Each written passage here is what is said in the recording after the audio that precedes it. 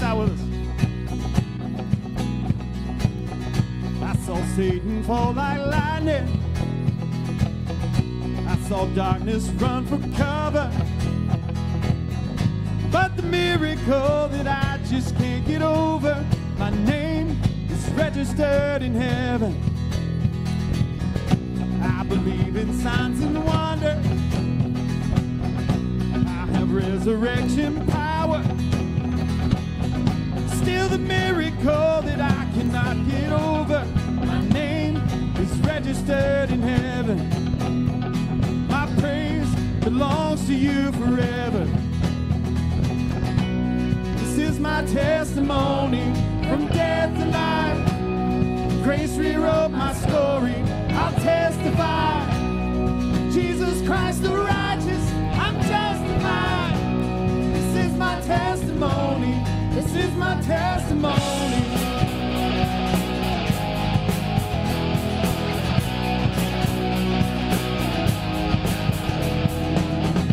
Come together, sons and daughters, bought with blood and washed in water. Sing the praises of the Spirit, Son, and Father. We'll finish what He started. Sing that out. Our God will finish what He started. Sing your testimony. This is my testimony from death to life. His grace rewrote my story. I'll testify. By Jesus Christ the righteous, I'm justified. This is my testimony. My testimony.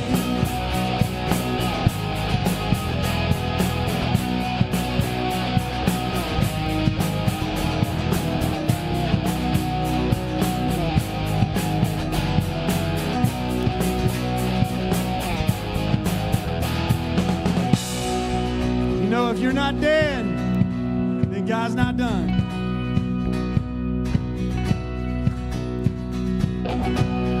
Dead, then you're not done. Greater things are still to come. Oh, I believe. If I'm not dead, then you're not done. Greater things are still to come. Oh, I believe. If I'm not dead, then you're not done. Greater things are still to come. Who believes that? If I'm not dead, then you're not done. Things are still to come. Oh, I believe.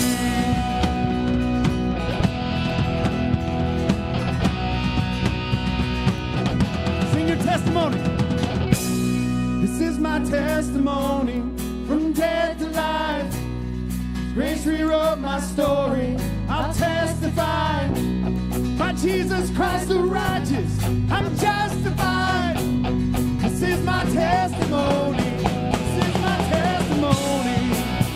Testimony from death to life. His grace rewrote my story. I'll testify. By Jesus Christ the righteous, I'm justified. This is my testimony. This is my testimony.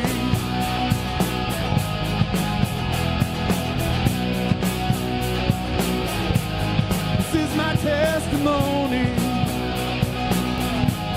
This is my testimony.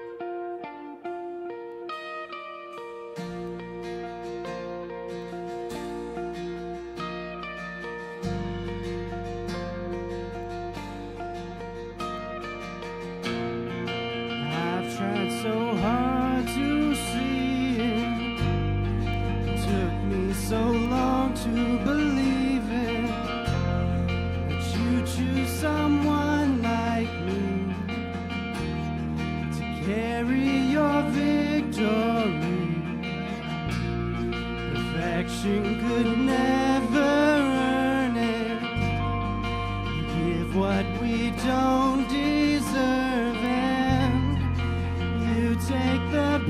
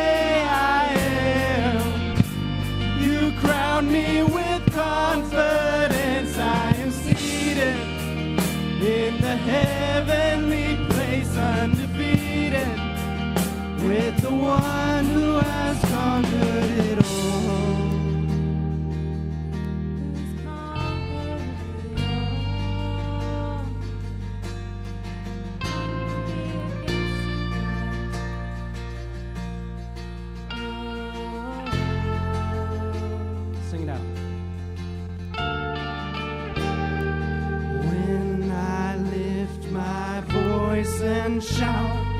Every wall comes crashing down. I have the authority Jesus has given me.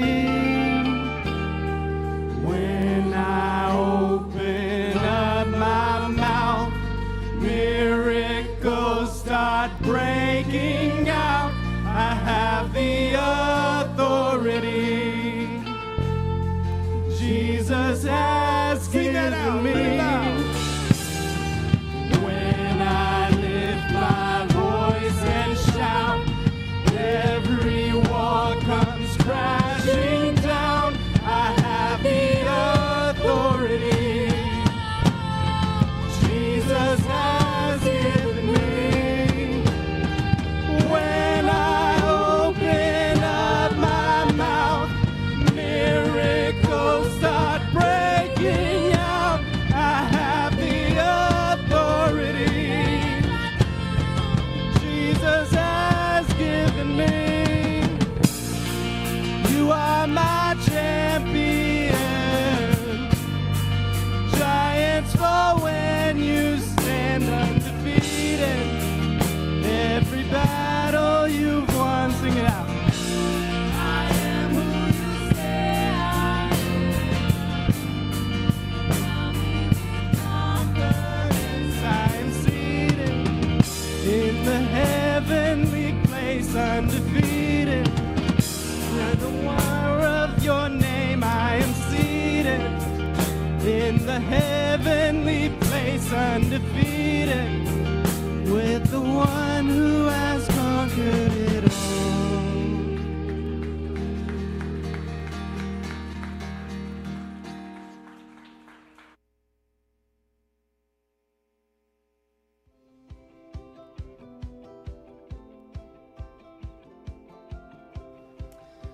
What's up, Church Online? Man, we are so excited that you are here with us today. Man, it has been an amazing 3 weeks taking a trip down memory lane with you guys, taking a look at some old messages, seeing where we've been and where we've come to has been amazing. And I'm so glad you were able to join us. Now, if it is your first time with us this morning, I want to say thank you. Thank you for hanging with us. Thank you for checking us out online. But I have to ask you to do one thing. I need you to fill out an online Connect card. You can click Connect card at the top of your screen or in the live chat. If you would please do that. We want to know you're here. We want to connect with you. That is the most important thing that we could ask of you today. Now, we're going to transition into a time of giving. None of this happens without your generosity. Nothing. It is amazing what you give does for people around the world. Every single week we're seeing people joining us from Australia, from Israel, from everywhere, places I can't even pronounce. It is incredible what your generosity does, and it gives everybody an opportunity to say yes to Jesus. So thank you so much for your generosity. All right, guys, get up out your seat, do what you've got to do, wherever you're at the coffee shop, on the couch, stand up, and let's join the band for another song.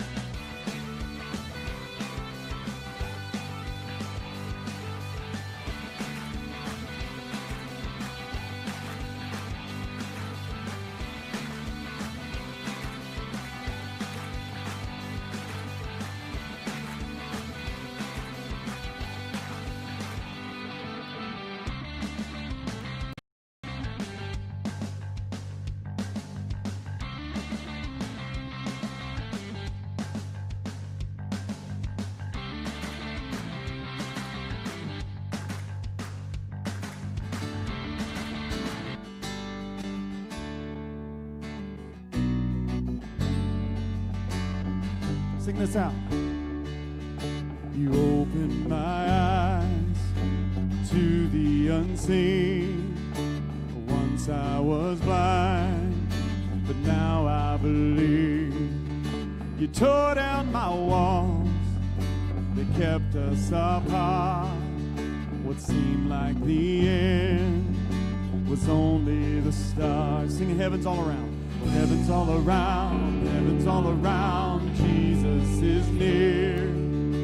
I can see it now, I can see it now. Your kingdom is here. Sing that again. Heaven's all around, heaven's all around. Jesus is near.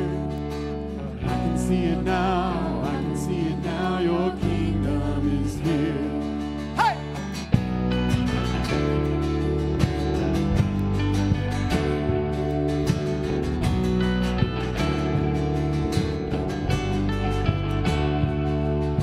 For all that we've seen, there's still more to come.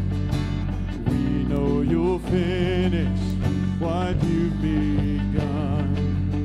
The battles may rage, but we will not fear, 'cause we know our victory is standing right here. Sing this out. Heaven's all around, heaven's all around. Jesus is here. I can see it now, I can see it now. Your kingdom is here. Sing it again. Heaven's all around, heaven's all around. Jesus is here. I can see it now, I can see it now. Your kingdom is here.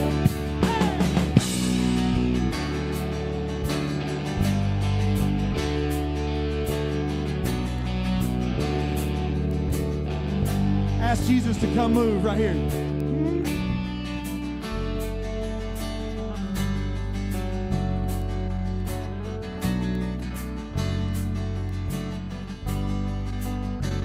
Come and move how you want to. Come and make it all brand new. Come and move how you want to. Do what only you can do. Come and move how you want to. Come and make it all brand new. Come and move how you want to. Do what only. Sing that out really loud.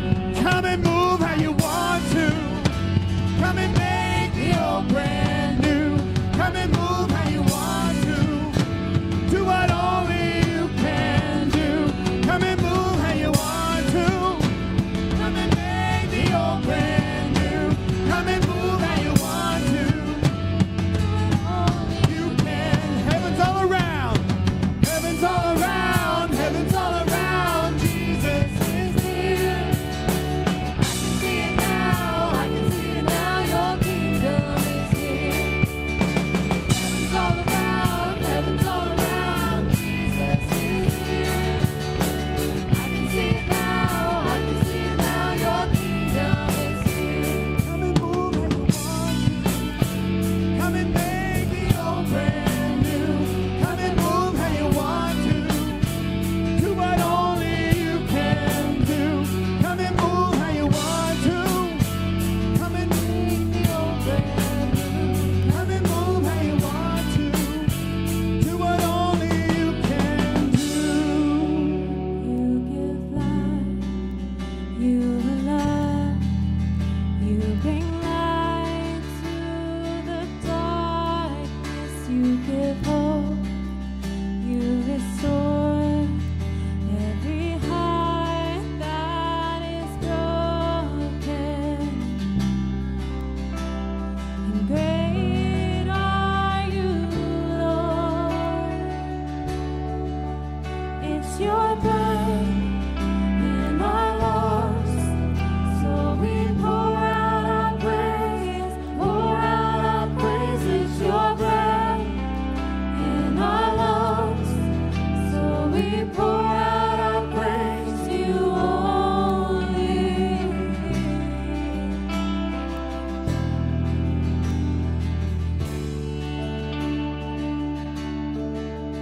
You give life,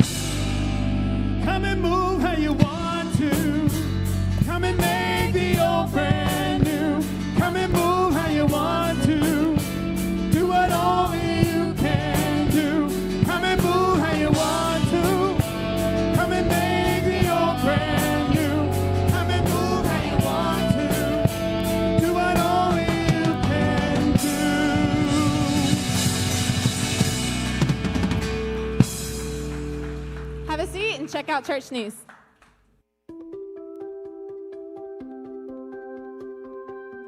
Help!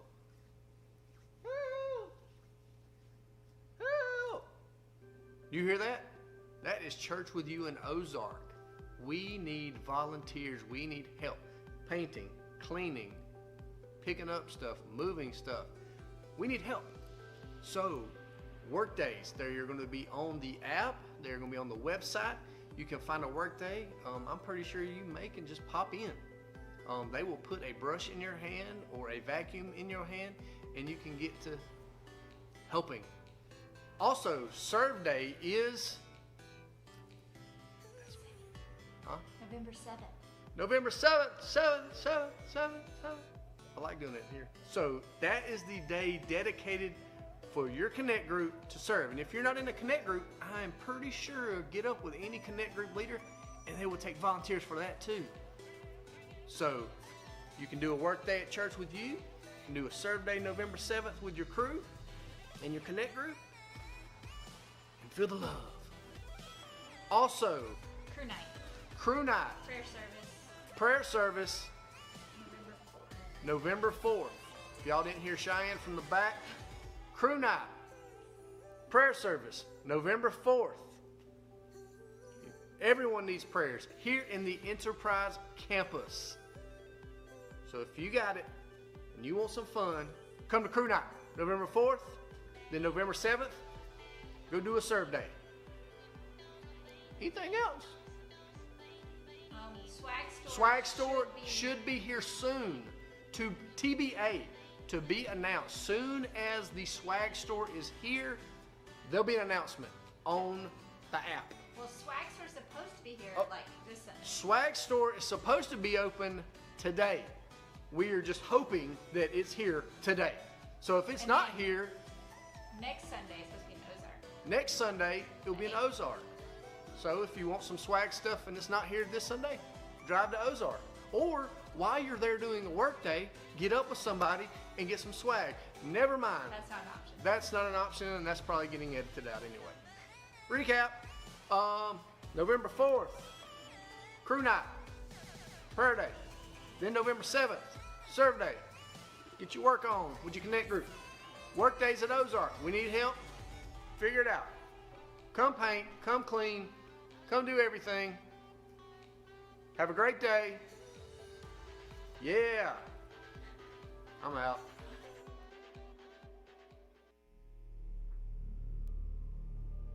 I pledge allegiance to the flag of the United States of America and to the republic for which it stands, one nation,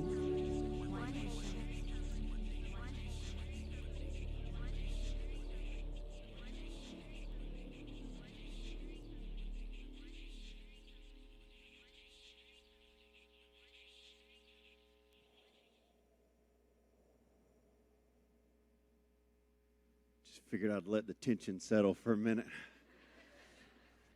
Hey, if you're brand new to Church With You, my name's Eric, and along with my wife Cheyenne and a team of people, we started Church With You a little over 6 years ago. And today we're one church, multiple locations. We got 2 physical locations, one in Enterprise, one in Ozark that's joining us right now. And we got our church online campus as well. So come on, church, put your hands together. Welcome everybody to church this morning. Hey, we love you. Hey, Ozark, I was at the new space one day, yesterday, maybe. I don't know. Yeah, yesterday, and I painted some stuff. So the places that look like they've been painted great, that was me. The places that look like they were painted awful, I had no part in that. Right there. So, man, I'm excited about that. We're not too far from getting those guys into out of a portable environment into a permanent environment. It's going to be great. They're going to love it. It's way nicer than Enterprise. I'm telling you.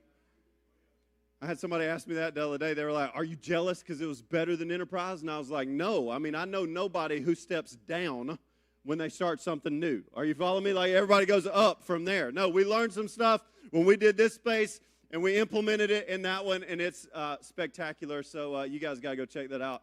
when we open it up and go from there. But hey, welcome to Church with You. If you're brand new, here's what I want you to know. Very first thing is we like extremes. So last week we closed out a series that we called At the Movies. How many of you loved At the Movies? Loved At the Movies? It's fun.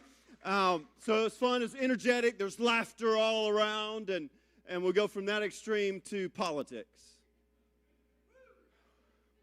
where nobody's laughing and nobody knows how to feel, right? I mean, everybody's nervous, but you don't know who's more nervous, me or you or our overseers. Like we don't know who's more nervous. That's just the feel of the day.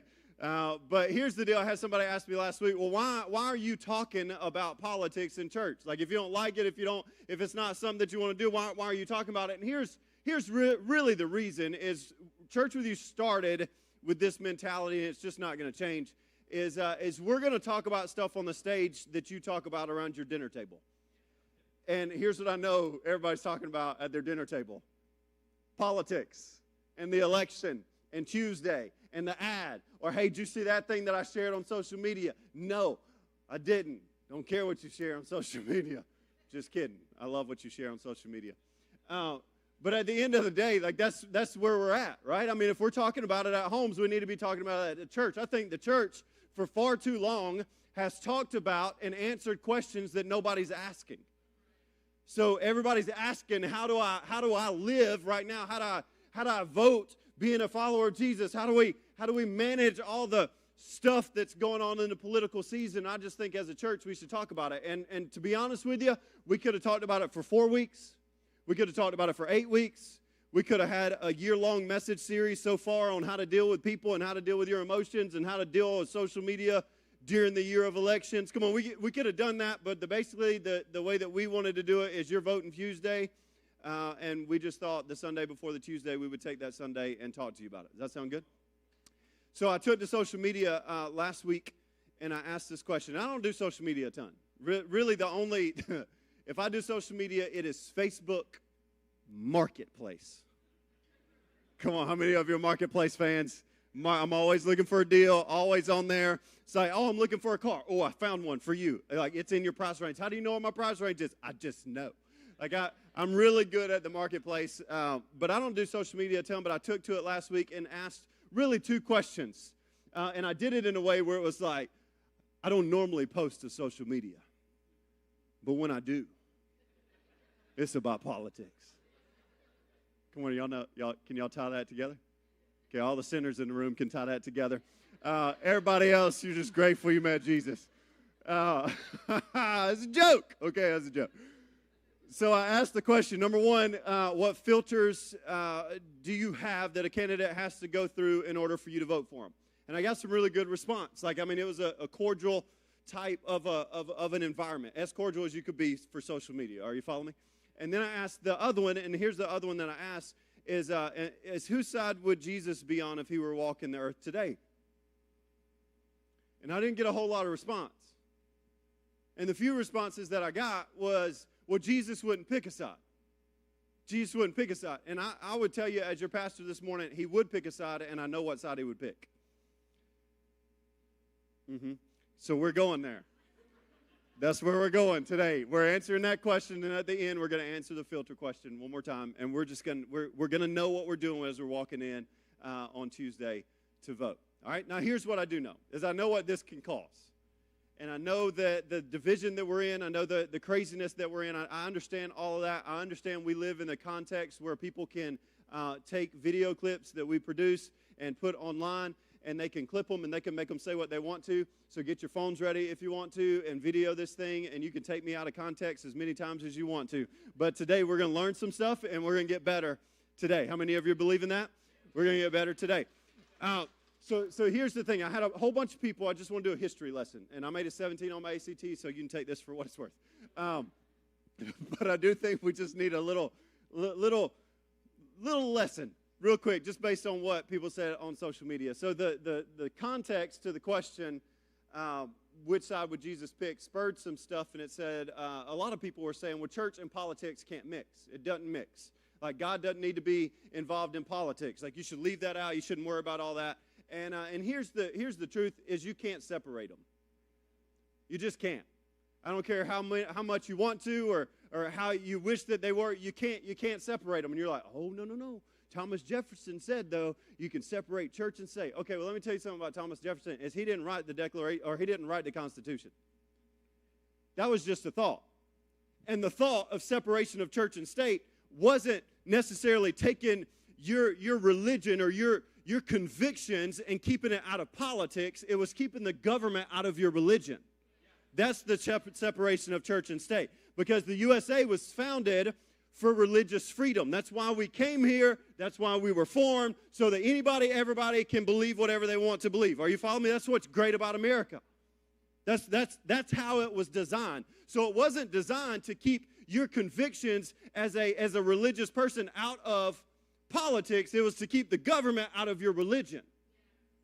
Okay, so the people who actually wrote the Constitution, this one guy was in, I mean, a bunch of people were a part of it, but this one guy that we want to talk about, he actually had a hand in writing it. He was the vice president to George Washington, then he was the president of the United States later, and he had a part of writing your Constitution, and his name was John Adams, and this is what he said about your church and state thing. Our Constitution was made only for a moral and religious, the green is you, it was only made for a moral and religious people. You can't separate it. It's how we were formed. It's the Constitution. And then it goes on and says, it is wholly inadequate to the government of any other. You know what that means? If you lose morals and you lose religion, you can just throw the Constitution out. It ain't worth anything now. Because that's how they wrote it. And you can kind of look at where we are right now is you're almost losing both of them. And that's why we're in a tense situation that we're in. So you can't separate them. Okay, so if you can't separate them, then how do we walk through this? How do we walk through the season that we're in? How do we do that? How do we really answer the question that everybody's really been wondering since I posted it to social media? Whose side would Jesus be on if he were walking the earth today? You ready? Get your phone out. Get ready. Take it out of context if you want to, because I got the answer. You ready? He'd be on the side of the church. And you're like, oh, that's a cop-out. That's a cop. You should have done some more research. If you'd done some more research, you'd have figured out that he'd have been on the Republican Party. Or you'd have figured out that he'd have been on the Democratic Party. Now, can I tell you, I did my research, and I figured out that he would be on the side of the church. Is that Jesus says, I will build my church, and the gates of hell will not prevail against it. He didn't say, I will build the Democratic Party, and the gates of hell will not prevail against it. I will build the Republican Party, and the gate. No, he didn't say any of that. He says, I'll build my church, and the gates of hell will not prevail against it. So Jesus is not concerned with backing your political party. He is concerned with backing the church that he laid down his life for. So, we live in a culture that's like, hey, whose side you on? I had a conversation this past week, outside, and they were trying to trap me to figure out who I was voting for, and I was like, I ain't falling for it. I ain't tipping my hat. Like I'm voting, and I got some views, but they're my views. So how many of you know you don't always have to share what you think with other people? I'm just throwing that out. I don't know if that's beneficial for us right now or not. I'm just saying. But they tried to corner me. Hey, pick a side. Pick a side. Is that not the world we live in right now? Pick a side. And if you're on a different side than me, then I don't like you. That's the world we're in. Can I tell you that Jesus was pressed more times than you actually realized about political issues, and he was pressed with what side are you on? And I want to show you one real quick. John chapter 18, starting in verse 33. I want to show you this, that he was pressed. He's standing in front of a religious leader. That's religious leader. Never mind. That government. That was a misspoken word right there. Pilate then went back inside the palace, summoned Jesus, and asked him, are you the king of the Jews? This is the question. Whose side you on? You with them? You with them? You that person? Yeah. You Republican? Democrat? Which side are you on? And Jesus responded to him. He says this. Is that your own idea or did somebody else talk to you about me? I think that's a good nugget for us. Is because in the political race that we're in right now, everybody wants Jesus on their side. The Democratic Party wants Jesus on their side. The Republican Party wants Jesus on their side. And to be honest with you, there's a little bit of the heart of Jesus in both parties even though that may be difficult for some of us to understand. Because if you're a part of the Democratic Party and that's where you align and you were going with Jesus, would pick our side. He would align with us because the compassion that he had, that's what we're trying to do. Or if you're on the Republican side, you're going, no, he would align with the Republican values because of his values and our values, they kind of line up together. Can I tell you, in the election year, everybody wants Jesus on their side. Everybody. And that's what Pilate was trying to figure out. Which side you on? Which side you on? So, real quick, you can't always take advice, or be careful who you take advice from when somebody says, well, Jesus would align with this party because this would be his value. Be very careful when you take that. Because isn't that what Jesus asked Pilate? Is this your own idea? Or somebody else fill your mind with that? Then he goes on, Pilate goes, am I a Jew? Right? Your own leaders gave you over to me. What have you done? And then he makes this statement. My kingdom is not of this world. So whose side would Jesus be on if he were walking the planet today? The church. He does not care. Let me tell you that back. He does care. He is not concerned about a party. He is concerned about what he laid down his life for. And he's going to build that, and he'll continue to build that. So my question to you is, if Jesus is behind the church, then where are we behind? What are we behind? As individuals, as followers of Jesus, maybe you're here today and you're going, well, I haven't accepted Jesus yet. I don't even know. I'm done with that whole hypocrite thing. Let me just tell you, church with you is a safe place for you. It always has been. It always will be. This will always be a safe place where you can come in and you can explore faith and you can figure this thing out. You ain't got to believe what we believe to come to church here. Like, I'm just telling you, that's who we are. It always will be that way. It will never change. But for the next couple of minutes, if you have not said yes to a relationship with Jesus, you can sit back, chill, and watch the followers of Jesus squirm in their seat. Because we finna go. Jesus said, I'm concerned with the church. I'm building the church. So if he's behind the church, what are we behind? What are we behind? Because here's the deal. You don't have much of an option as a follower of Jesus. Your life has been bought by the price of his blood that he shed for you on the cross. You are no longer yours, but his. And he paid a price for you. And Paul said it a little bit meaner than I did. So I like going to Paul, especially on a Sunday morning. Look at what he says. He says, above all, you must. If you're a follower of Jesus, you have no other option. You can't live another way. I don't care what you think. I don't care your opinion. I don't care how often you want to share it. You must live as citizens of heaven. Jesus stepped in with Pilate, and I would say if he was here today, he would step in with us, and he says, I'm not concerned about the election. I do not care who wins on Tuesday, because I will work through whichever one does that. It does not matter to me. It will not stop me from working. All I need you to understand as a follower of Jesus is you are not part of the United States kingdom only. I'm coming to build a kingdom that is way better than the one you're a part of right now. And come on, that's not saying I'm not grateful to be an American, because I am. That's not saying you shouldn't have a political party. Have one. That's not saying you shouldn't go vote on Tuesday. I am, and I think it's your duty too. If you're old enough to go vote, just do your deal.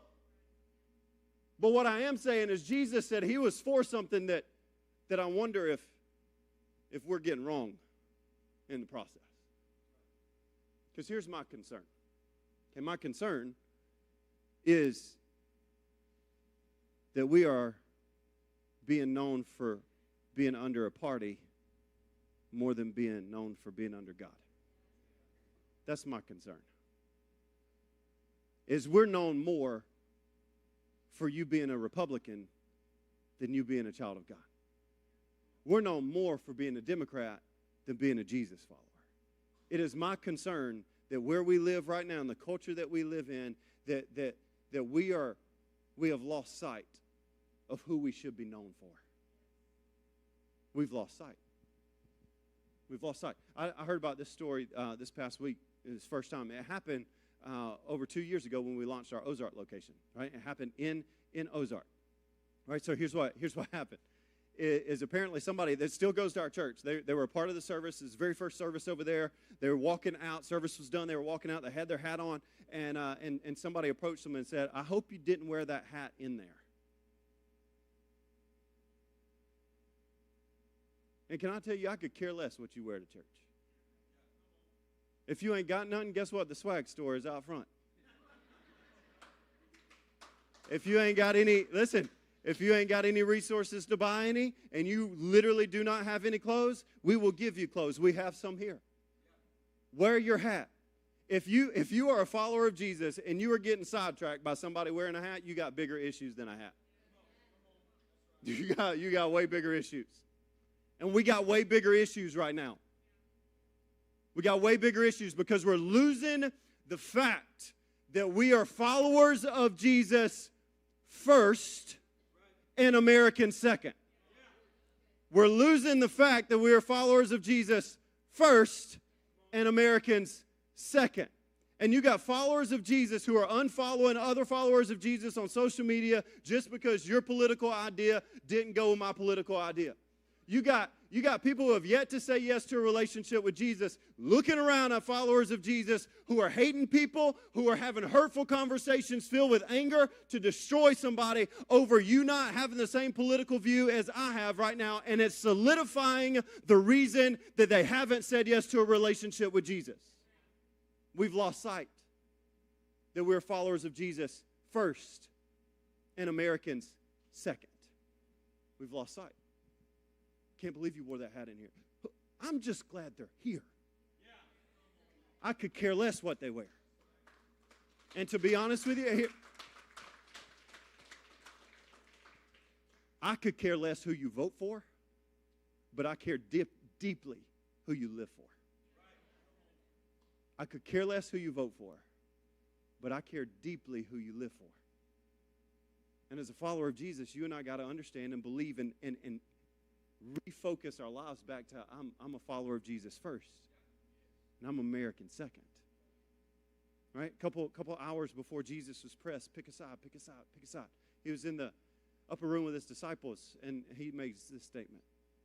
He challenges them with a prayer. He says, my prayer is not that you take them out of the world, but that you protect them from the evil one. Can I just tell you, Biden is not the evil one. Trump is not the evil one. The Democratic Party is not the evil one. The Republican Party is not the evil one. We are fighting a spiritual battle that has no physical enemy. This is way bigger than what you see right here in front of us.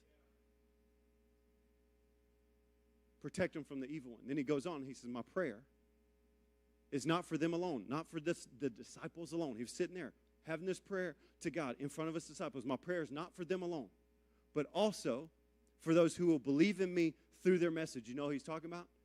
Church with you. This is my prayer for Church with you. I want you to hear this. This is Jesus' prayer for Church with you. Is I pray that all of them may be one. They may be one. Then he goes on. He says, I've given all the glory that you gave me, that they may be one as we are one. And in them, you and me, and so that they may be brought to what? Complete unity. Complete unity. Not so that everybody votes the same. Let's don't get this sidetracked, because that's what I hear people praying for. I pray for unity. And I feel like what you mean is you pray that people will vote what you vote. That's not how he meant that. Just to throw that out there. He says, I pray that they'll be one, keeping the primary thing primary and the secondary thing secondary. So here's the filter. You ready? As we go into Tuesday, we're getting ready. Here's the filter that you should use as a follower of Jesus walking into the polling place. Is this understanding? We can disagree on the secondary, but we will be united on the primary. Whoever wins the election right here does not make a bit of a difference when it comes down to salvation. It doesn't. That's a secondary thing. May we never be so consumed with secondary issues that we forget our primary calling. I'm going to tell you this story. When we were living in Haynesville, Louisiana, we were student pastors over there, and this is a long time ago. But I don't know have you ever had a Jehovah's Witness come to your house? Okay. So you're like, how is he going to tie this back in? Just wait a second. We're going to tie it back. Oh. All right, so I made a 17 on my ACT. That's fine. I went to seminary, did that whole deal. So I learned a whole lot of apologetics. And what I learned is how to crush people. Like, I can defeat you in an argument. And I can. And I was proud of it. Right? So what happened? Let me take you through the story. So first couple of times, some Jehovah's Witnesses come up to the house and give me the paper. And I was like, no, you can keep your paper. And let's just chit-chat back and forth. You know, I was cordial and kind and went back in. And they kept coming. I don't know why. I don't know why they liked our house, but they kept coming. And they kept coming. I started getting a little bit more harder. You know, like I was, let me tell you why you're wrong and I'm right. Let me tell you why you're going to hell and I'm not. Like that's where I'm just being honest. That's where I was, okay? And I got really good at defeating these Jehovah's Witnesses in an argument that one day these two ladies rolled up and this lady had like an old school Bluetooth on, you know, the one that used to come like all the way up here. And she started having conversations with me and she'd ask me a question and I'd tell her and I'd talk to her and ask her a question, and she'd sit in silence. And what I noticed after a couple of seconds is I could hear somebody in that Bluetooth. And I was like, my argument has made it all the way up to home office. Like, I am on the phone with home office. Like, this is incredible. So I destroy them, and I walk inside, and I'm like, yo, Cheyenne, let me tell you what happened. Right? And because I'm an idiot, I'm proud of it. And because she's way godlier than me, she looked at me and she made this statement. I'll never forget it. And it's a statement that I want to challenge you with today. She looked at me and she said, did you forget that they were human?